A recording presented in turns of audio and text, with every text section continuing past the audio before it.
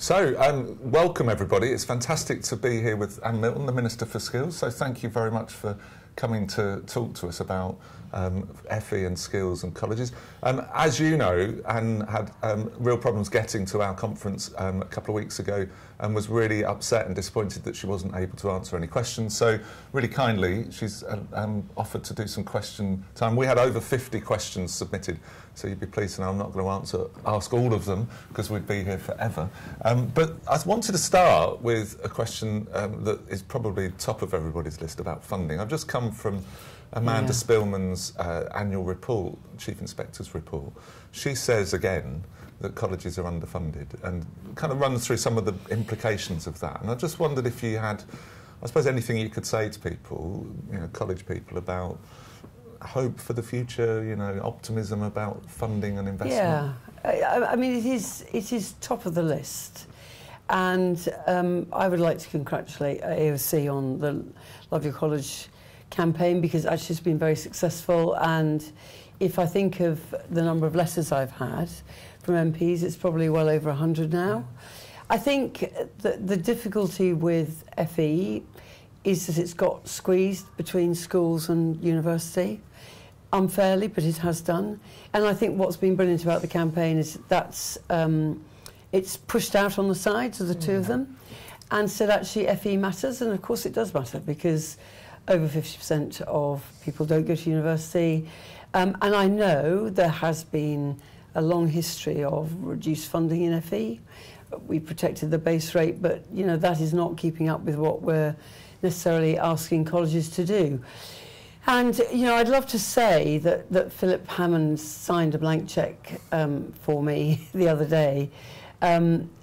He didn't do that, but I think that the way that we make the case for FE is a sort of campaign like Love Your Colleges, and that's just a start. It's got to carry on.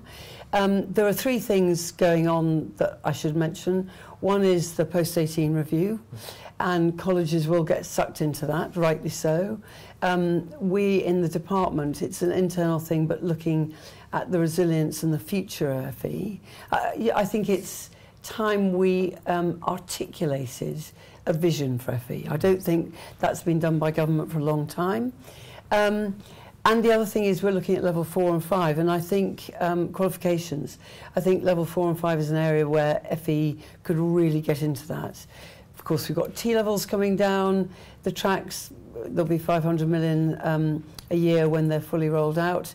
And there's the apprenticeship budget, which I mentioned in my speech, which, I mean, as you say, David, I would love to have, I'd love to have, I hate doing speeches without doing a Q&A.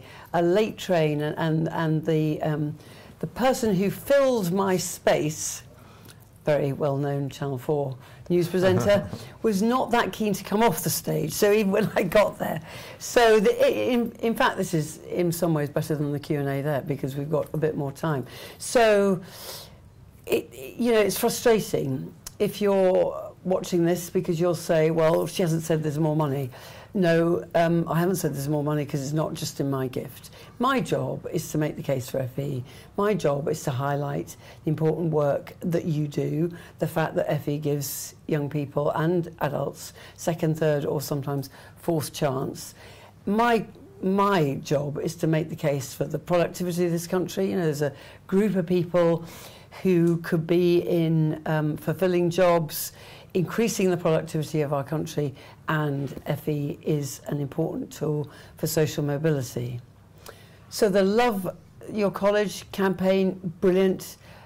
That's just the beginning. You've got to keep going. So what's the message to leaders about what more they can do to raise the profile and prestige of colleges? I think that I, since I've been in post, have made a point of contacting the local MPs when, you know, when there's been funding given, whatever is going on in a college, when the FE Commissioner has visited, I always write to the local MPs, because I think actually as a principal, if you can get your local MPs, invite them in and continue to invite them in, because I think it's really important that they're involved, that they feel an alliance with their local college. I think that can do a lot. If you've got a university, in your constituency, you know about the university. You don't always know about the local FE college. If I think of my own, it was quite a time after I got elected before I was invited in to see the college, actually. Yeah, it's really worrying, isn't it? Well, as I say, you know, people need to know what you're doing, and I think as I go around the country, and if I think of MPs I talk to, everybody knows where the college is. Not everybody knows what goes on in the college.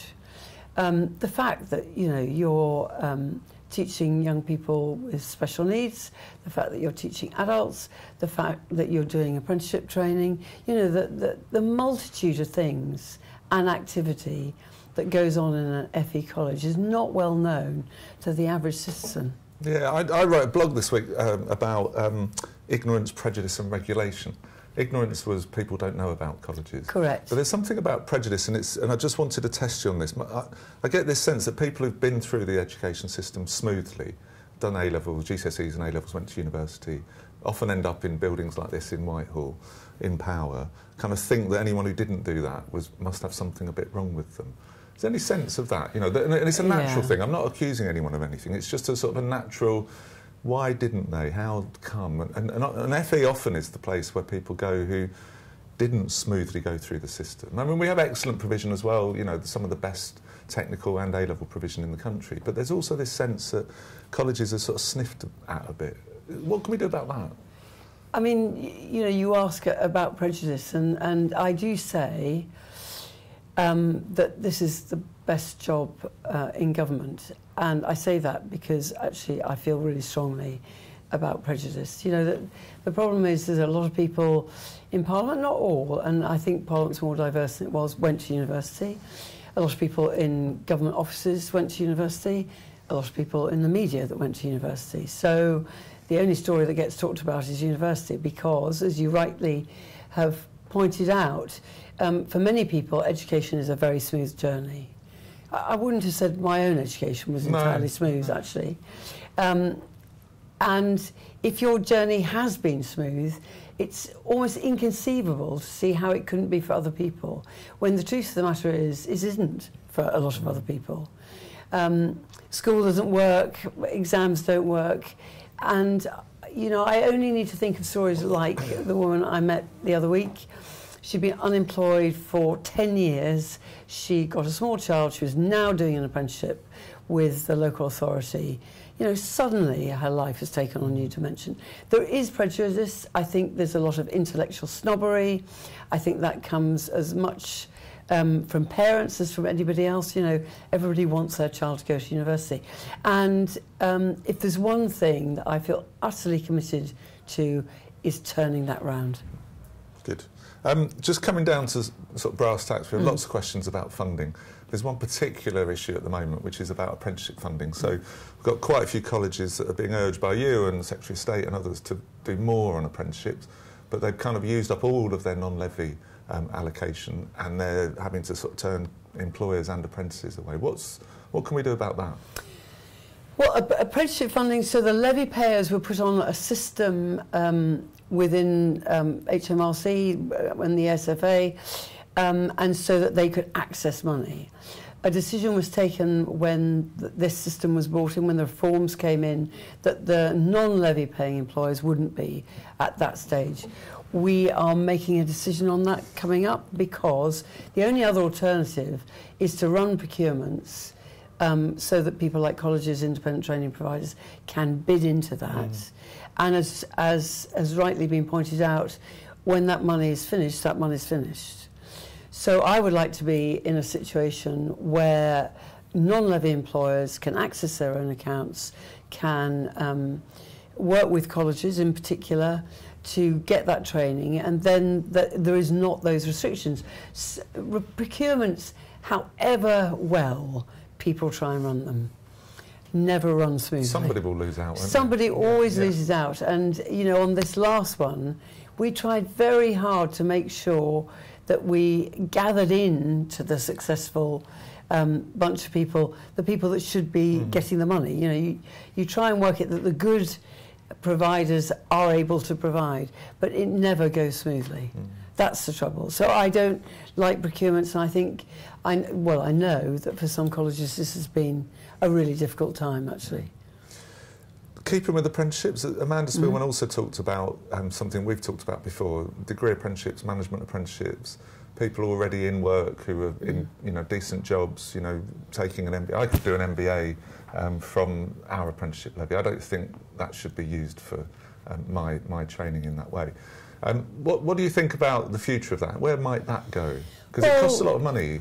It does cost a lot of money. We are now starting to look at the future of the apprenticeship levy. I think business might see that as a signal that we're going to change it, and I think that's extremely unlikely, because actually it's a good way of not only bringing money into the system. 2.45 billion will be in the system by 2020. But I think the other critical thing is it's forced business to address their own workforce, to look at their workforce planning. And if I look at the companies and the businesses and actually the public sector employers that are now increasing their apprentices, it's because they've embedded it in the workforce planning. That's the way to do it. This is your pipeline of skilled employers. I think that it's really important that we make that clear. Almost 90% of all apprenticeships it's just under that, are level 2 and 3. But we will also need to look ahead when the system is really, running well, and I think we're nearly at that stage. I see business having got over the hill, there aren't the naysayers that there used to be. We then need to look at, do we continue to fund apprenticeships, people already in work, people doing second degrees? I mean, those are all things that we should be looking at. I think, to me, the apprenticeships system should be about that second, third, fourth chance. Young woman I told you about, been unemployed for 10 years. It's also got to be about progression, because in some sectors we don't see the progression, so people do a level 2 and stop there. Actually, we want to increase their aspiration that they could do a level 3, and critically level 4, where we have traditionally been weak on in this country. Not many level 4 and 5 qualifications are done. So I think we're looking at it all at the moment. I don't want to set any hairs running. No. But I think in the first stages it was not unreasonable to have a very open system. Taking money off business, as long as it's an apprenticeship, 20% off the job, lasts for more than a year, ticks all our boxes, you can do it. We will now, as business goes over the hill, starts getting those apprentices in, we now need to look at whether it is right to continue to fund all apprenticeships, particularly at the sort of levels that we're talking about. I think the difficulty for government will be making sure that there aren't unintended consequences. So, for instance, I was at Leeds NHS Trust recently, who've done a brilliant job on their apprenticeship system. Nearly 20% of their recruits in the last year were apprentices, which is fantastic. They're making good use of their levy. Some of those people may well have had a degree before, changed career, and want to go into nursing, say. So we need to be careful about unintended consequences. T-levels, T-levels. Big programme. 2 questions. One is about the industry placement. So people, I think, completely accept that it's a really important part of the programme. The worry, I think, is in some parts of the country where there won't be the breadth of employers that can offer the kind of a T-level placement in different areas. And the other question, which is sort of related, is the young people who come into college at 16 who aren't ready to do a level 3, and whether that programme for them will be properly funded as well to really help them motor towards starting a T-level. So 2 questions about T-levels. T-levels, I mean, centrepiece of government policy at the moment, and it's now getting quite exciting because we're getting closer to the first T-levels starting. It is really important that we do properly fund those. If it's a centrepiece of government policy, then you've got to put money behind those words. I think the industry placement has felt quite challenging for some colleges. Actually, the pilots have been really useful. And I think that the learning we draw out of those pilots is going to be really important. You know, this isn't something that a college or a sixth form college can do on the side. So you can't tag industry placements onto a teacher's job that's doing something else. It's got to be well handled. There's got to be a team managing that relationship with local employers. Actually, what's quite interesting, and I've listened to somebody from quite a rural area where you would have thought it would be hard to get placements, who said exactly those things, but also working with employers, you know, what time of day is good? Is it easier for the students to come in at 10 instead of maybe at 9? How do we break that up? Is it better to do it in a block, or is it better to do one day a week? So it needs to be very flexible. Yeah. Colleges need to be properly resourced to help do that. But I think the really, again, the important byproduct of this is I recently went to college, actually it was about 6 months ago, where the head said, you know, the apprenticeship levy is brilliant because we're now starting to have conversations with employers. I hope T-levels will ramp that up, because the colleges that are doing well are often colleges who've got very good links with their local employers. In some areas that's quite easy because there are big local employers. But actually, you know, if you think of digital, say, well, we've got no digital companies near us. Well, you've got a public sector that is doing digital stuff every day of the week. So you can find the industry experience in surprising places. And the young people who come in at 16 with, you know, with... Yes, young people coming in at 16, not all of them will be ready for level 3. We want to make sure that T-levels are available for them. So the transition year is something we're working on at the moment. I think that's quite important, because that's not about giving somebody a second chance. That's making sure they use the first chance. So to me, it's a prophylactic thing.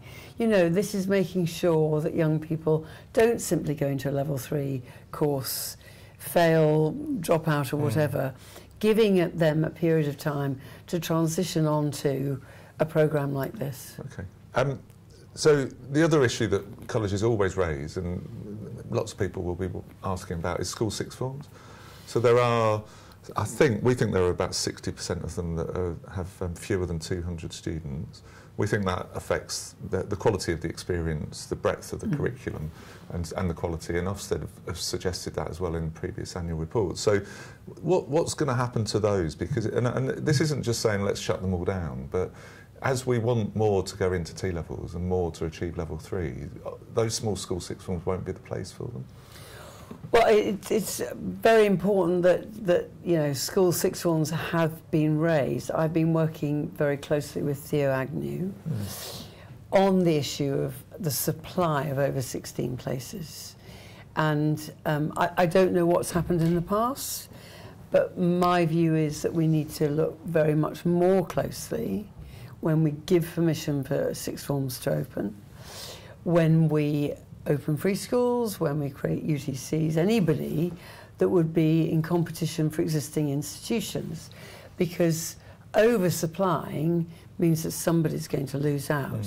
You know, and there's a very, very fine balance between good, healthy competition, which is a good thing, and undermining existing provision.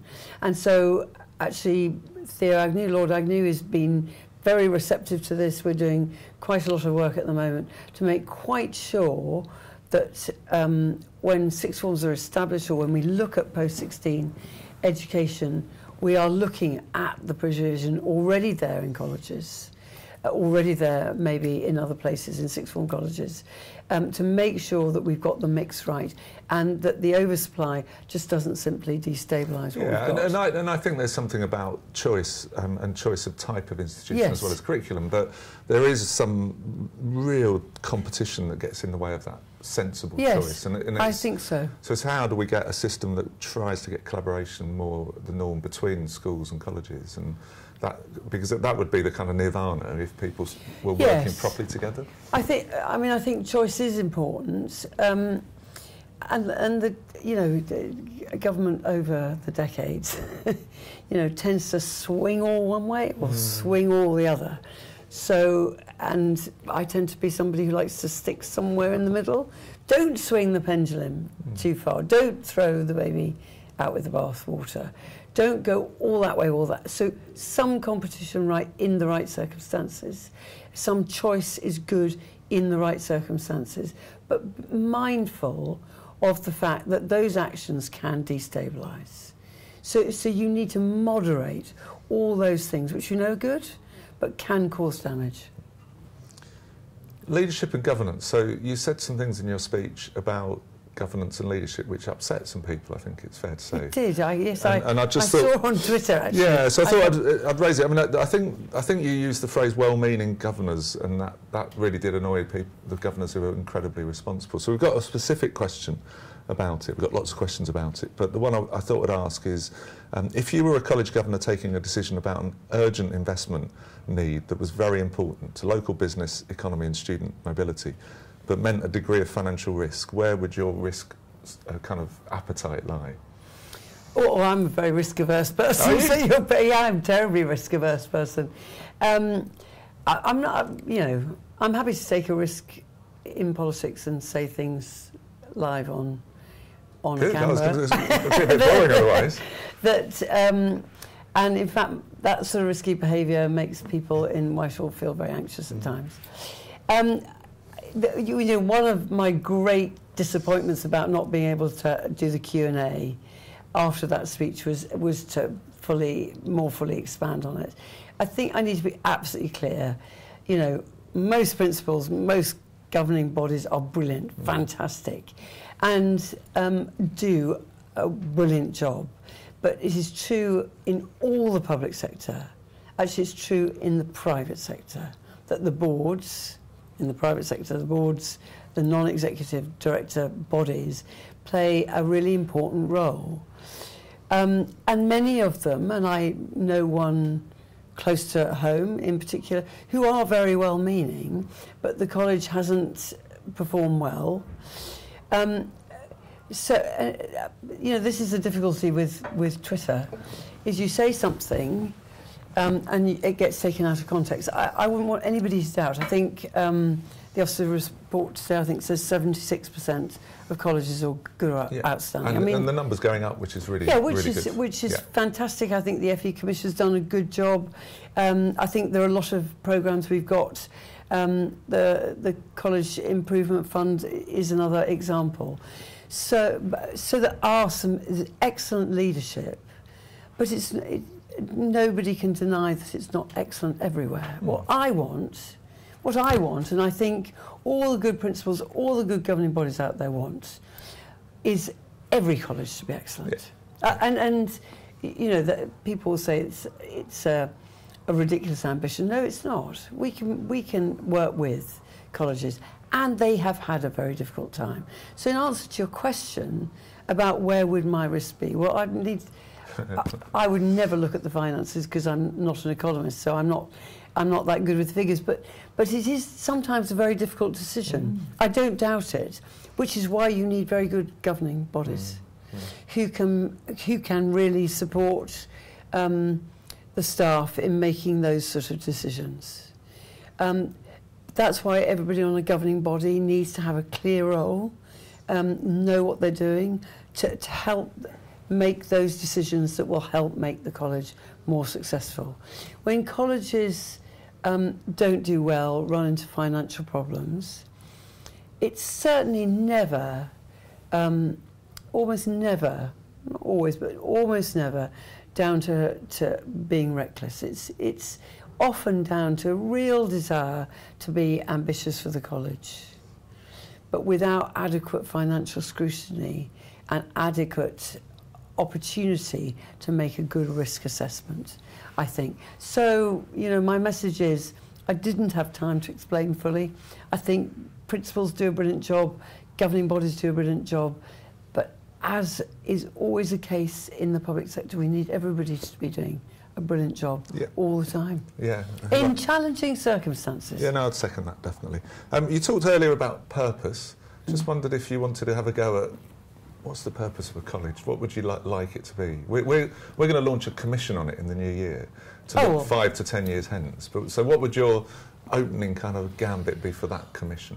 Well, people will think that we've shared this beforehand, and we should be clear, I didn't know what the questions were. So it's very interesting because I was at a meeting yesterday where I articulated the fact that we need to have a very clear vision for FE.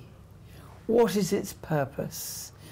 And particularly bearing in mind we've got the post-18 review going on, we're looking at the sustainability and future of FE. Now is the time that we need to be able to articulate that. And so I'm thrilled that the AoC, I didn't know you were doing that. And that ties in perfectly, timing-wise, on where I think we should be. Because I think, you know, by the end of the first, by Easter, I would like to feel that we were near that time, maybe by the summer, that we can really say what FE is for. People sort of know what goes on in university. Actually, they think it's just about getting a degree. It's not entirely. They know what goes on in schools. It's about getting GCSEs and maybe A-levels. But they don't know about what it is. And I don't know when the last time was that a government actually did that. I mean, you can tell me, Dave. Well, I don't know it's ever done it, really. And that's why we're launching a commission, because we think we need to do it, but with you. And yes, well, no, that would be brilliant. And you and the people who work in colleges who are listening to this will have a better idea than me. But I think, you know, going back to one of your earlier questions, which was about prejudice, my word, intellectual snobbery, in order to counteract that, you've got to have that vision.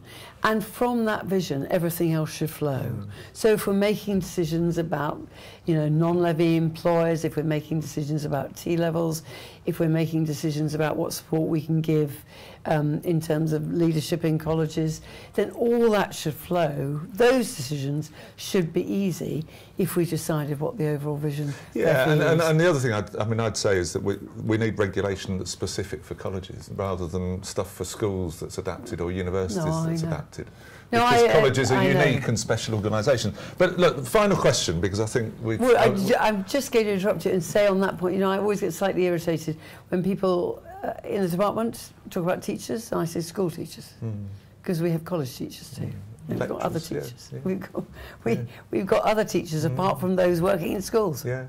So we need someone who's fighting within the department for colleges, as colleges, rather than looking at them as schools or universities. I think it's so we're pushing for that with the post-18 review. I think that's an opportunity.